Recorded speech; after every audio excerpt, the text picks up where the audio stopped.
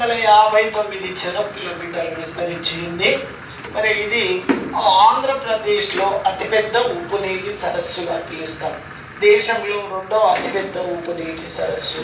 అతిపెద్ద ఉప్పు నీటి సరస్సు సాంబార్ సరస్సు, ఇది రాజస్థాన్లో ఉంది. మరి ఈ దక్షిణ భారతదేశంలో కూడా అతిపెద్ద ఉప్పు నీటి సరస్సు ఏది అంటే పులికాటు సరస్సుగా పిలుస్తాం.